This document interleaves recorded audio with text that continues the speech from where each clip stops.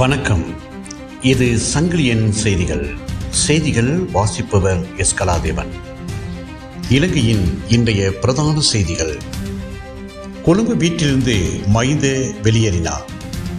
ஒரு வாரத்தின் பின்னரே வீடு கையளிக்கப்படும். சந்திரிகா மைத்திரியும் வீடுகளிலிருந்து வெளியேறினர். இலங்கையில் மனித உரிமைகள் வீரர்களுக்கு ஐநா உதவியுடனே உள்நாட்டு பொறிமுறையில் பொறுப்பு கூறல். மனித உரிமைகள் ஆணையாளர் ஓல்கர் டெக்ஸம் தெரிவித்த அமைச்சர் விஜித்த ஹேரர். மக்களை தவறாக வழிநடத்துவது யார்? சுமந்திரனுக்கு சுகா சவால். நம்பிக்கையில்லா பிரார்த்தனை நிராகரிப்பதற்கு எதிராக எதிர்க்கட்சிகள் போர்க்கொடி. சபையில் பெரும் அமளி துமளி. பாதாள உலக குழுக்களைச் சேர்ந்த 72 இளைஞருக்கு எதிரான சர்வதேச சிவப்பு பிடியாணை. இனி விரிவான செய்திகள். கொழும்பு வீட்டிலிருந்து மஹிந்த வெளியேறினார். ஒரு வாரத்தின் பின்னரே வீடு கையளிக்கப்படும். முன்னாள் ஜனாதிபதி மஹிந்த ராஜபக்ச கொழும்பு விஜயராமாவில் உள்ள உத்தியோகபூர்வ இல்லத்தில் இருந்து நேற்று வியாழக்கிழமை பிற்பகல் வெளியேறியுள்ளார். ஜனாதிபதிகளின் வரப்பிரசாதங்களை ரத்து செய்த சட்டமூலம் நிறைவேற்றப்பட்டமையால் அவர் நேற்று அந்த வீட்டிலிருந்து வெளியேறினார். சந்திரிகா மைத்திரியும் வீடுகளிலிருந்து வெளியேறினர். முன்னாள் ஜனாதிபதிகளின் வரப்பிரசாதங்களை ரத்து செய்யும் சட்டம் நிறைவேற்றப்பட்டதைத் தொடர்ந்து முன்னாள் ஜனாதிபதிகளான சந்திரிகா பண்டாரநாயக்க குமாரதுங்க மற்றும் மைத்திரிபால சிறிசேன ஆகியோர் தாங்கள் பயன்படுத்தி வந்த உத்தியோகபூர்வ இல்லத்தை விட்டு வெளியேறியுள்ளதாக தகவல்கள் தெரிவிக்கின்றன. இபிடிபி செய்த படுகொலைகளை அரசு விசாரிக்குமா? இபிடிபியின் டக்ளஸ் தேவானந்தாவுடன் 18 ஆண்டுகள் உண்டாகியிருந்த சதா என்னும் சுப்பையா பொன்னையா என்பவர், நிமல்ராஜன், அற்புதன், நிக்லேஸ் ஆகியோரை இபிடிபி தான் கொலை செய்தது என்று ஊடக சந்திப்பொன்றை அறிவித்ததை விட்டு இந்த விசாரணை ஆரம்பிக்குமாறு கேட்டுக்கொள்ளப்பட்டிருக்கின்றது. மக்களை தவறாக வழிநடத்துவது யார்? சுமந்திரனுக்கு சுகாஸ் தகவல்.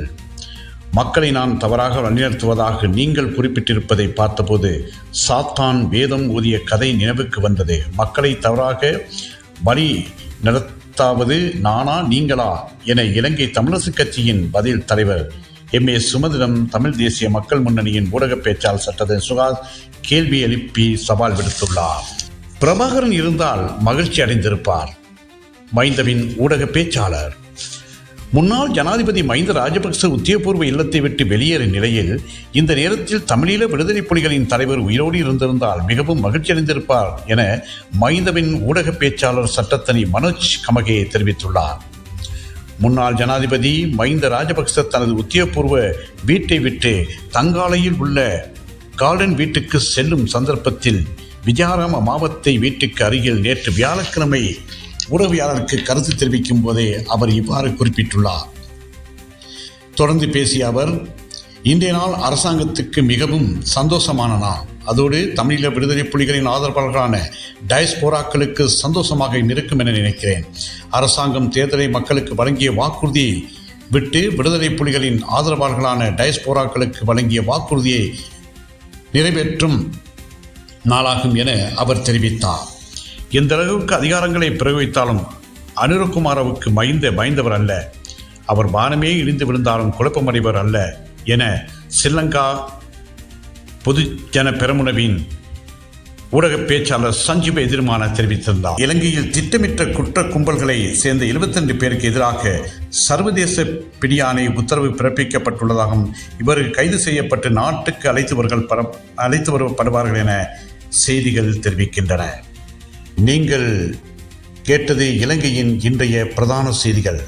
மீண்டும் ஒரு செய்தியில் உங்களை சந்திக்கும் வரை அன்பு வணக்கம்.